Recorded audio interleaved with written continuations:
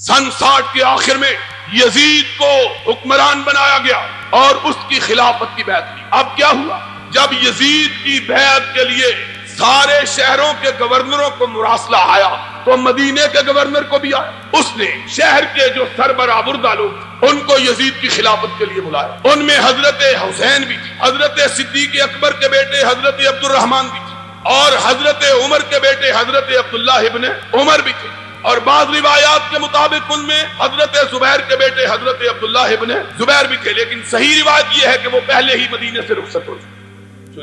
इनसे कहा गया कि यजीद की बैत करो। हजरत हुसैन ने इजाजत चाही, गवर्नर को कहा कि देखो अभी अभी हमें अमीर मुआविया की वफात की खबर हुई, यजीद के हुक्मरान बनने की इत्तला हुई है, अभी हमको गौर व फिक्र की इजाजत दो, हम सोच समझ के बतलाएं। उसने कहा नहीं, मैं मोहलत नहीं दे सकता। हजरत हुसैन ने कहा मुझे सुबह तक मोहलत चाहिए। उसने सुबह तक मोहलत दी।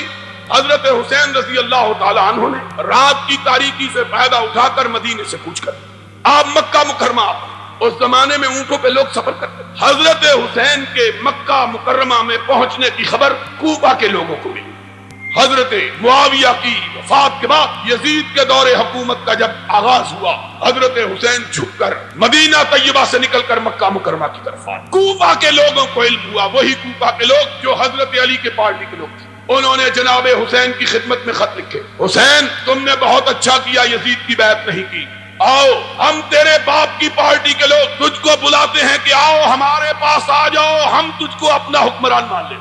खत पे खत आने लगे, हर रोज खत। एक दिन इतने खत आए कि शिया मुअर्रिख मुफीद ने लिखा है कि हजरत हुसैन की बोरी भर के इतने खत आए हर रोज कि आ जाइए हमारे पास आ जाइए, हम आपको अपना हुक्मरान मानने के लिए तैयार। आखिरकार 18,000 के करीब खत आए हजरत हुसैन। हजरत हुसैन ने सोचा कि ये लोग इतना मजबूर कर रहे हैं, चलना चाहिए। साथियों ने मशवरा दिया कि खुद न चलिए, पहले किसी को अपना नुमाइंदा बना के भेजिए कि हालात तो देखिए, हालात क्या। हजरत हुसैन ने अपने ताया के बेटे हजरत अकील, जो हजरत अली के बड़े भाई थे 10 साल बड़े, उनके साहबजादे मुस्लिम इब्ने अकील को कूफा में कि जाओ जाके हालात का पता करो, हालात क्या। बात लंबी हो जाएगी। मुस्लिम इब्ने अकील भी नौजवान आदमी था, कूफा के लोगों के जज्बात देखे, उनके बहलावे में आ गए। हुसैन को खत लिखा, हुसैन इंतजार न करो, फसल पक के तैयार हो चुकी है, काटने वाले का इंतजार, जल्दी से आ जाओ। अब जरा जो बात बतलाना चाहता हूँ वो सुन लो। जब हजरत हुसैन ने कूच का ऐलान किया मक्का मुकरमा से, उस दिन जिलहिज्जा की 8वीं तारीख, जिलहिज्जा की कितनी तारीख थी? 8वीं तारीख। और कोई हाजी यहां मौजूद होगा, उसको पता है 8वीं जिलहिज को क्या होता है। 8वीं जिलहिज को यह होता है कि मक्के में जो हाजी गए होते हैं वो हज का एहराम बांधते हैं और मिना की तरफ एहराम बांध के निकलते हैं। हज के दिन का पहला दिन कौन सा होता है? 8 जिलहिज।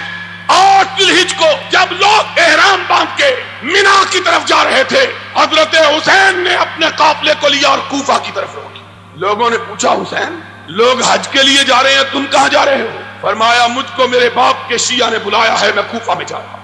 हजरत अब्दुल्लाह इब्ने अब्बास जो हजरत हुसैन के चचा थे, हजरत अली के चचा के बेटे, उनको पता चला हजरत अब्दुल्लाह इब्ने अब्बास, इनको 3 मुकाम हासिल हैं। एक ये कि हुसैन के चचा, दूसरा ये कि ये वो शख्सियत गिरामी है जिनका नाम लेके नबी ने इनके लिए दुआ की है, अल्लाहुम्मा अल्लिमहुल कुरान व फक्किहु फिद्दीन, अल्लाह अब्दुल्लाह इब्ने अब्बास को दीन की समझ अता फरमा। तीसरा ये हजरत अली की फौजों के कमांडर इन चीफ रहे। 3 हैसियतें। अब्दुल्लाह इब्ने अब्बास को पता चला, भागे हुए आए, हुसैन की ऊंटनी की महार थाम ली। फरमाया हुसैन कहां जा रहे हो? कहा कूफे के शियों ने बुलाया है। फरमाया जिन शियों ने तेरे बाप से वफा नहीं की, तुझसे वफा कैसे करेंगे? न जाओ, हुसैन जाना है तो किसी और जगह जाओ। अब हुसैन दाना और बीना आदमी, 59 साल के पुख्ता उम्र के इंसान, गर्मो सर्द जशीला, अब्दुल्लाह इब्ने अब्बास को कहते हैं चचा मेरे रास्ते से हट जाओ, मैंने जो फैसला कर लिया है उससे पलटने के लिए तैयार नहीं। हजरत इब्ने अब्बास ने कहा, हुसैन अगर मुझे मालूम हो कि मैं तेरे ऊंट के रास्ते में लेट जाऊंगा तो रुक जाएगा, तो मैं लेटने के लिए तैयार हूं, मत जाओ। हुसैन ने कहा चचा अब आगे उठे हुए कदम पीछे नहीं हट सकते। अब्दुल्लाह इब्ने अब्बास ने तारीखी अल्फाज कहे, फरमाया अगर तू नहीं रुकता तो मेरी पशीन गोई सुन ले, मैं तेरी दाढ़ी के बालों को खून में रंगा हुआ देख रहा हूं। جنہوں نے تیرے بڑے بھائی اور تیرے باپ سے وفا نہیں کی وہ تجھ سے بھی وفا نہیں کرے. حسین اس کے باوجود چل لی. اب ادھر ماجرا دیکھیے کہ مسلم ابن عقیل کے ہاتھ پر 32,000 سے زیادہ لوگوں نے موت کی بیعت کی. یزید کو پتا چلا کوفے کے صوبے کے حالات خراب ہیں. اس نے پہلے گورنر کو تبدیل کر کے عبید اللہ ابن زیاد کو گورنر بنا کے بھیجا. صرف 18 آدمی اس کے ساتھ بھیجے. کتنے آدمی؟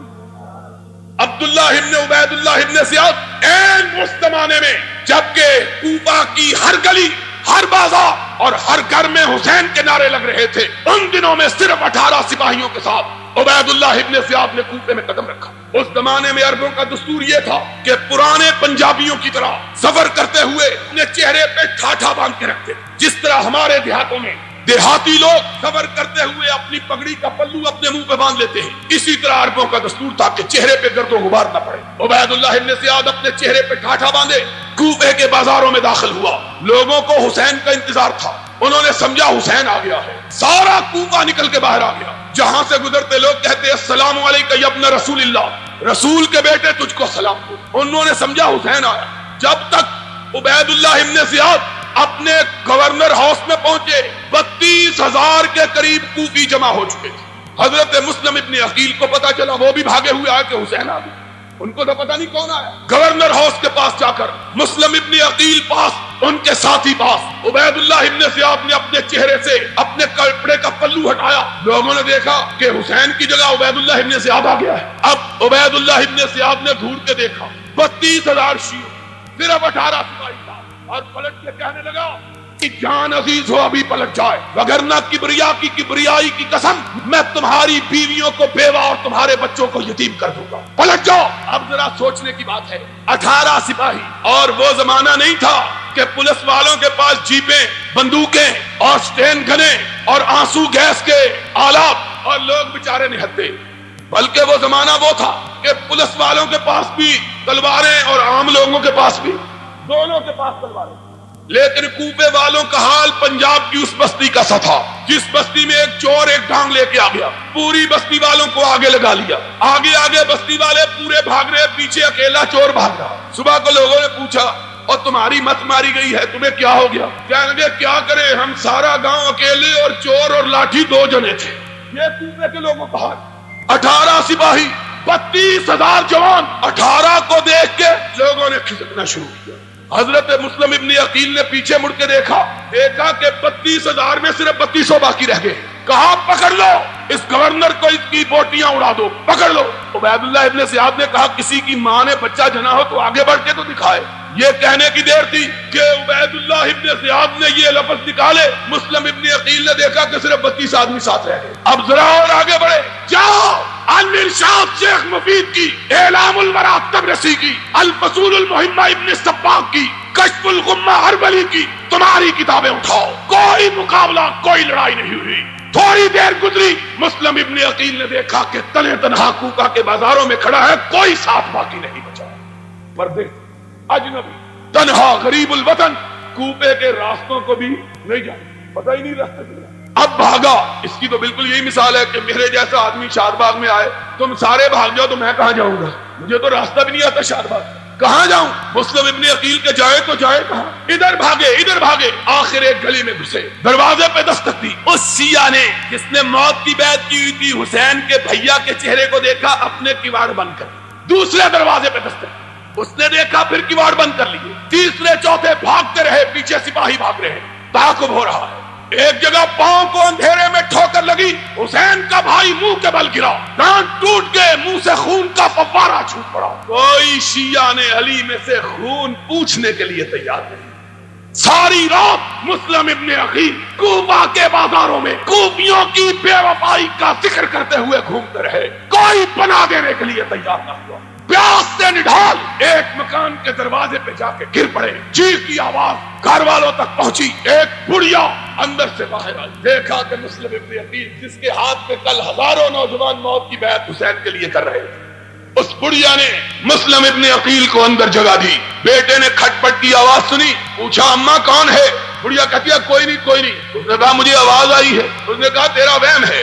بڑھیا چھپاتی ہے، بیٹا انکار کرتا ہے، اصرار کرتا ہے. آخر دروازہ کھولا، دیکھا سامنے مسلم ابن عقیل بیٹھا ہے. بڑھیا کی آنکھوں میں آنسو آ گئے. کہنے لگی او ظالمو، کل تک اس کے نام کے نعرے لگاتے، اس کے ہاتھ پہ بیعت کرتے تھے، آج اس کو مارنے کے لیے دوڑتے ہو. خدا کا خوف کرو، یہ رسول کے نواسے کا نمائندہ اور رسول کے بھائی کا بیٹا، کوئی ظلم نہ کراؤ.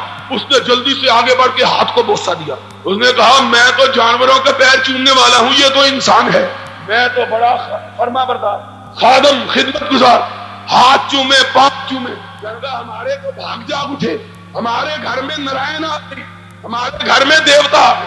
ماں بیچاری دھوکا کھا گئی. اس نے کہا ہاں کسی کو بتلا نہیں. کہا ماں ایسی بات کیا کرتی ہو؟ تھوڑی دیر گزری کہ بیٹے صاحب وضو کرنے لگے. اس نے کہا کیا بات ہے؟ ابھی تو فجر کی اذان بھی نہیں ہوئی. کہنے لگا ماں شکرانے کے طور پہ تہجد پڑھنے لگا ہوں، آج رسول کے نواسے کا ہرکارہ ہمارے گھر آیا ہے. ماں بڑی خوشی، آج تہجد پڑھنے لگا. کہتا ہے ماں جی چاہتا ہے مسجد میں جا کے پڑھوں نفل، اس مسجد میں جس مسجد کو اس کے چچا علی نے بنوایا. ماں نے دروازہ کھولا، وضو کر کے سیدھا گورنر ہاؤس پہنچا. عبید اللہ ابن زیاد کو کہنے لگا آؤ میں تمہارا شکار اپنے گھر میں پھنسا کے آیا.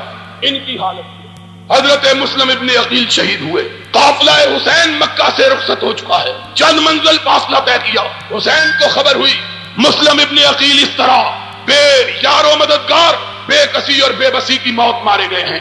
پلٹنے کا ارادہ کیا. جاؤ کوئی ماں کا لال دکھاؤ تو صحیح جو اس کا انکار کرے. حسین نے پلٹنے کا ارادہ کیا. مسلم ابن عقیل کے بھائی بیٹھ گئے. کہنے لگے حسین ہمارا بھائی مرا ہے، ہم پلٹنے کے لیے تیار نہیں. حسین نے دیکھا یہ پلٹنے پر آمادہ نہیں. فرمایا اگر تم پلٹنے پر تیار نہیں تو میں بھی نہیں پلٹتا. چلا قافلہ کوفے میں. اب جتنی تلواریں ہیں وہ عبید اللہ ابن زیاد کے ساتھ ہیں.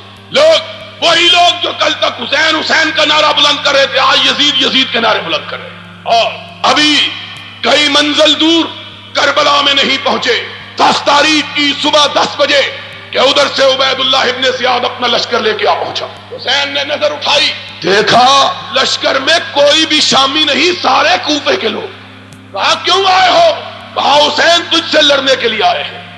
حسین نے بوری بھری ہوئی خطوں کی اٹھائی، ایک ایک کا نام لیا. تم میں تمہارا فلاں سردار موجود ہے؟ اس نے کہا موجود ہے. فرمایا یہ تم ہی نے خط لکھ کے مجھ کو بلایا تھا؟ کہا بلایا تھا، غلطی ہو گئی تھی. کہا اگر غلطی ہو گئی تھی تو اب کم از کم گھر میں بیٹھے رہتے، میرے خلاف لڑنے کے لیے تو نہ آتے. ایک ایک کا نام لیا. پھر بات بڑی. کہا اپنے سردار کو بلاؤ.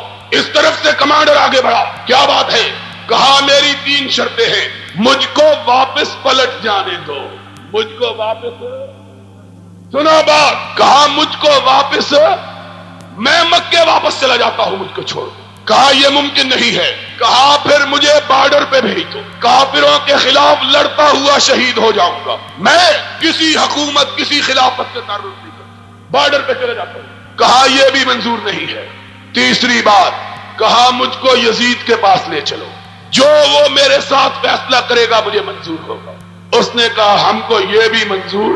3 مطالبے کوفیوں نے تینوں مسترد کر دیے. اور اسی لیے ہم حسین کی شہادت کو شہادت سمجھتے ہیں. کیوں؟ اس لیے کہ حسین لڑنے کے لیے تیار